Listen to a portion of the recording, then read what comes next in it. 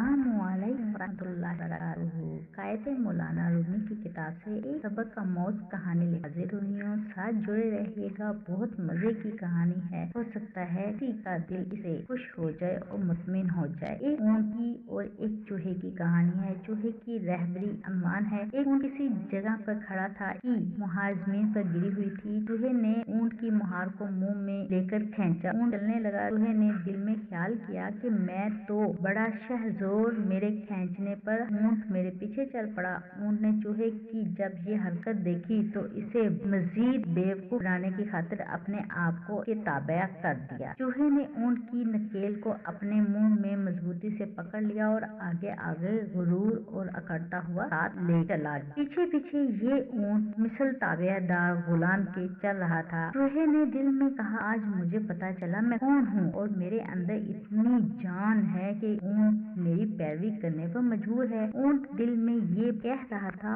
और सोच रहा, कोई बात नहीं, अभी थोड़ी देर बाद तुझे तेरी चल जाएगा कि तू क्या चीज है। दोनों बासी इसी तरह रवां दवां चलते रहे और नदी के किनारे पहुँच। अब चूहे उड़ान खता हो गए और सोचने लगा, अब तो मुझे इस अजीम जिस्म वाले की रहबरी पर फख्र था। ऊंट भी मेरा ताबिया था, अब पानी में रह करूंगा। अब सोचते हुए चूहे नदी के किनारे जा खड़ा हुआ। ऊंट ने ताज्जुल आरकाना से पूछा, ए मेरे जंगलों बेअबां के रहबर, तू सदर डर क्यों गया है? ये ताक और हैरानी कैसी? मर्दाना वार दरिया के अंदर कदम रखो, डर में डूबे हुए हो। मर्दानगी और जीदारी के साथ जोहर दिखाओ। तुम हमारे रहनुमा हो, आगे चलो बढ़ो और दरिया में उतरो, तुम्हारे जोधा पर रोशन हो। चूहे ने खौफ से लरजती हुई आवाज में जवाब दिया, उतरूं क्या खाक? नदी बहुत गहरी दिखाई देती है। ऊंट ने कहा, अच्छा मैं देखता हूँ। पानी इतना गहरा है। ये कहकर ऊंट पानी में दाखिल हो गया और कहने लगा, ए मेरे शेख, मेरी रहबरी में है, मैं मेरे जानो जानो तक, बस इतने से पानी से खौफ पैदा हो गया, दहशत आ गया। ऊंट ने, ए बेशरवा मेरे रहबर,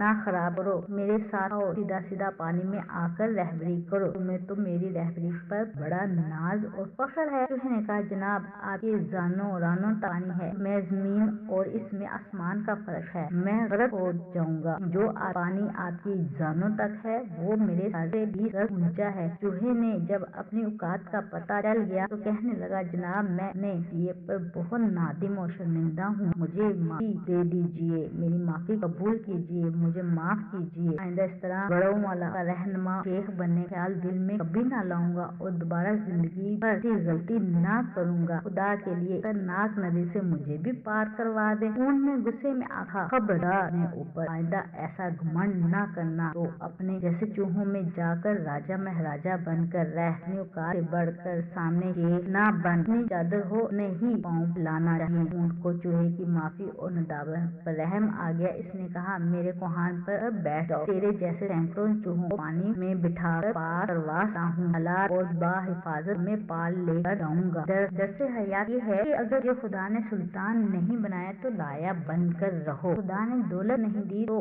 छोड़कर अपनी गुदड़ी में ढूंढते रहो। हर तरह बेहिस तो औफर से महरूम है तो जा अल्लाह वाले कर, इनकी सोबत से तू मोती बन जा, वालों की ऐब जोई से बाज आ जा और पर चोरी का जाम मत लगा, क्योंकि इन्हें चोरी क्या जरूरत में। इलाही ये सुंदर खामोश हो गया, अगर तू हक बात बान पर नहीं ला कान बन जा तो चले अगली बात चलूंगी। कभी कोई मेरी वीडियो और कहानी पसंद आई हो तो कमेंट करने की जहमत जरूर कीजिएगा और दोस्तों और फैमिली फ्रेंड्स में जरूर शेयर कीजिएगा। यकीन कीजिए में आपका बम एक लम्हा ही ऑप्शन होता है कि इस एक लम्हे की उठाई हुई तकलीफ आपके करने के लिए ज्यादा आसान हो, यानी कि हजारों लोगों के लिए सबक मोड़ साबित होगी। ये मेरी कहानी आपकी सपोर्ट मेरे लिए बेहतरीन तोहफा है। शुक्रिया आपका जो जिन्होंने मेरा साथ दिया। पढ़ने में कोई भूल हो चूक हो गई हो तो दरगुजर कीजिएगा, दुआ में याद कीजिएगा। अल्लाह हाफिज।